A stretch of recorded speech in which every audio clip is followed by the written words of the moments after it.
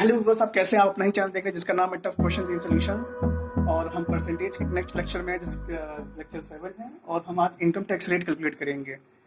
दिमाग में गांठ बांट के रख लीजिए, इनकम टैक्स रेट हमेशा ग्रॉस इनकम पे निकलता है, ना कि नेट इनकम पे निकलता है। ठीक है, बस ज़्यादातर बच्चे यही मात खा जाते हैं, इसलिए सवाल इनका सवाल सॉल्व नहीं हो पाता है। तो पहले मैं क्वेश्चन पढ़ दे रहा हूँ, कुछ लोग को छोटा लग रहा होगा। If the income tax rate is increased by 24%, then net income is decreased by 1%. Find the rate of income tax. Income tax का रेट निकालना है। तो फॉर्मूला क्या होता है कि gross income minus tax rate कहिए या इनकम टैक्स कहिए बराबर नेट इनकम होता है।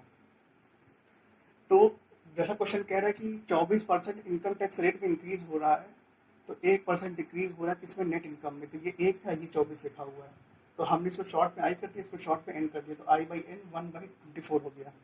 तो आई की वैल्यू 1 हो गई, एन की वैल्यू 24 हो गई।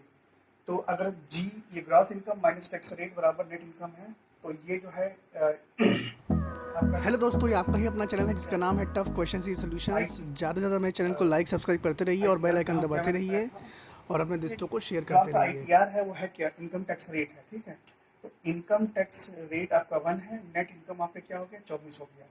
तो ग्रॉस इनकम इस फॉर्मूले से आप निकाल लेंगे। ये मालूम है, ये मालूम है भाई, ये मालूम है, ये मालूम है, तो ये 24 कैसे आएगा? 25 घटाया हुआ, सीधी सी बात है, 25 घटाया गया होगा।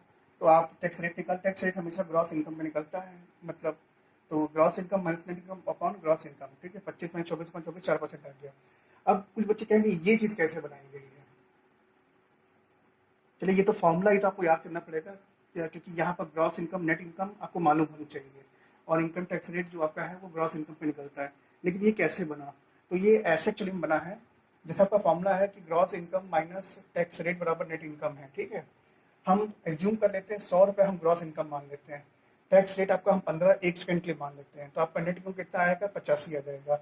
अब कह रहा है कि अगर 1% इंक्रीज हो रहा है आपके इनकम टैक्स रेट में, तो ग्रॉस इनकम वही है, टैक्स रेट आपका 1% बढ़ गया, जैसे क्वेश्चन में बढ़ाया गया। ठीक है, तो ये 16 हो गया, लेकिन क्वेश्चन से नहीं है, मैंने जनरल लिया 1% के लिए मैंने बढ़ाया है।